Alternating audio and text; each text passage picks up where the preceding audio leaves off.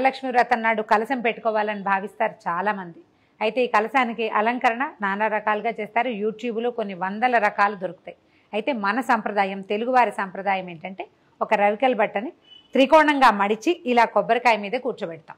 అయితే ఈ కూర్చోబెట్టేది మన కొబ్బరికాయ పెద్దదైతే కొంచెం పెద్ద రకం మడత, చిన్నదైతే చిన్న మడత.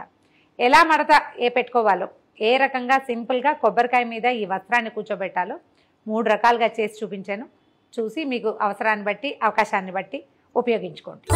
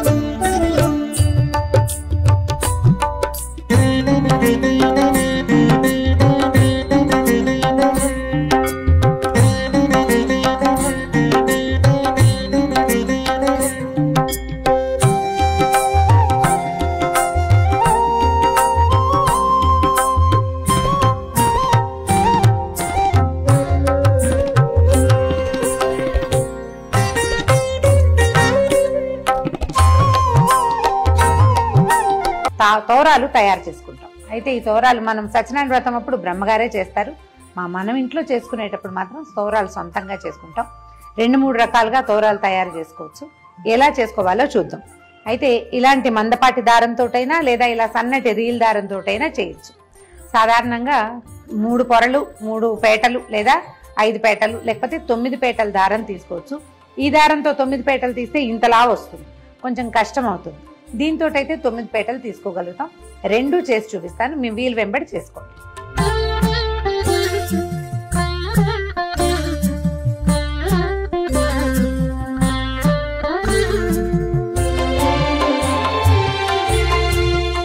ఒకటి, 2, 3,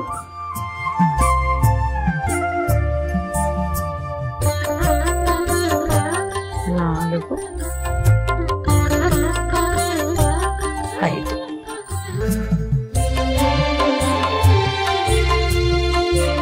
ఐదు పోగుల దారం తీసుకున్నాము. దీనికి పసుపు రాసేసి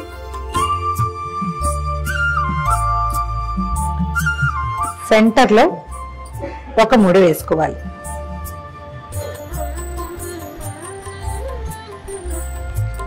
ఒక చిన్న మామిడాకును తీసుకుని దీన్ని సన్నగా చుట్టాలి. ఈ మధ్యలో పెట్టి గట్టిగా ముడి దగ్గరికి లాగేయాలి.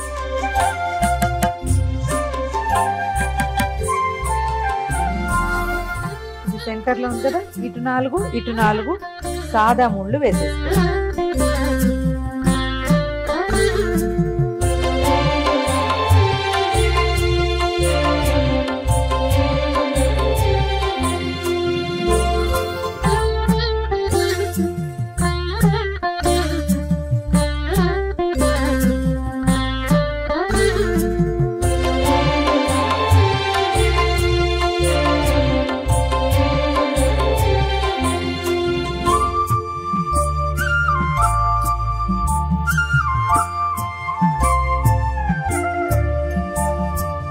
మన దగ్గర పువ్వులు లేనప్పుడు ఈ మెథడ్.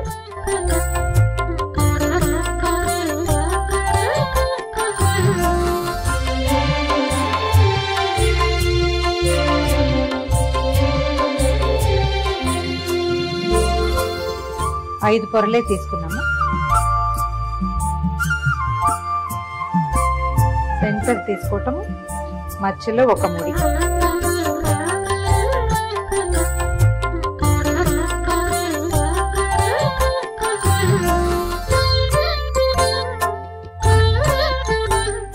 మధ్యలో పెట్టి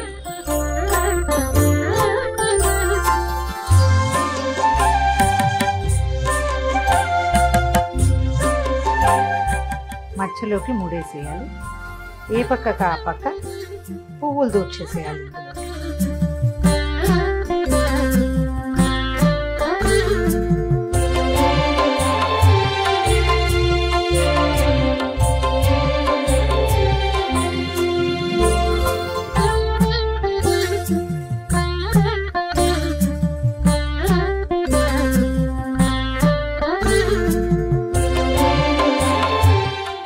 ఇది మందపాటి దారం కాబట్టి ఇలా వేస్తాం.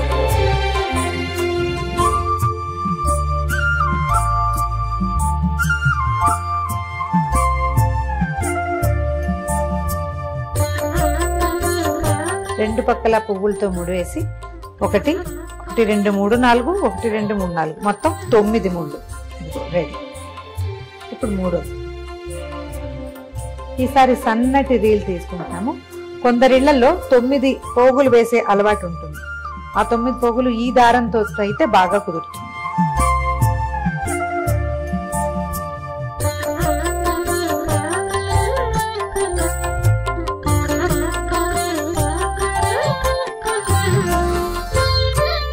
రీల్ దారంతో 9 పోగులు తీసుకున్నాము.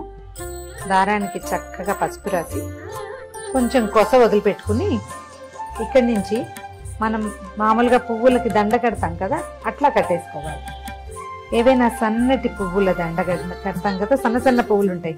ఇవి మన కనకాంబరాలు, తర్వాత ఏమో మన నందివర్ధనాలు అలాంటివి. ఇట్లా మామూలు పువ్వుల దండకి ఎట్లా ముడేస్తాం అలా వేసేసుకోవాలి. కాస్త దూరం దూరంగా కడితే సరిపోతుంది.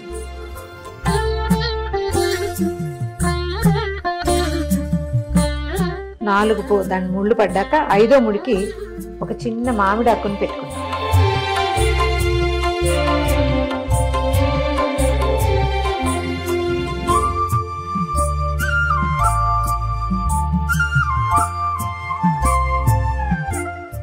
ఇంకొకసారి సెక్యూర్డ్గా ఇంకొక ముడి వేసుకుంటాం. మధ్యలో ఇంకొక 4 ముళ్ళు వేస్తే సరిపోతుంది.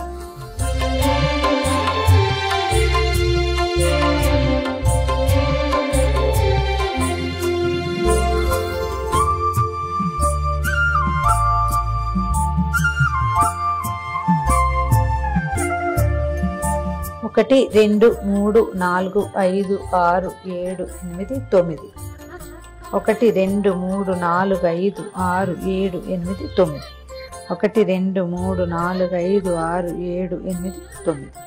ఈ 9 గ్రంథులకి పూజ చేస్తారు. అమ్మవారి ఒక్కొక్క నామాన్ని చెప్తూ ఓం కమలాయై నమః ప్రథమ గ్రంథిం పూజయామి, ఓం రమాయై నమః ద్వితీయ గ్రంథిం పూజయామి, ఓం లోకమాత్రే నమః తృతీయ గ్రంథిం పూజయామి, ఓం విశ్వజనన్యై నమః చతుర్థ గ్రంథిం పూజయామి, ఓం మహాలక్ష్మ్యై నమః పంచమ గ్రంథిం పూజయామి, ఓం క్షీరాబ్ధితనయాయై నమః షష్టమ గ్రంథిం పూజయామి, ఓం విశ్వసాక్షిణ్యై నమః సప్తమ గ్రంథిం పూజయామి, ఓం చంద్రసోదర్యై నమః అష్టమ గ్రంథిం పూజయామి, ఓం శ్రీవరలక్ష్మ్యై నమః నవమ గ్రంథిం పూజయామి.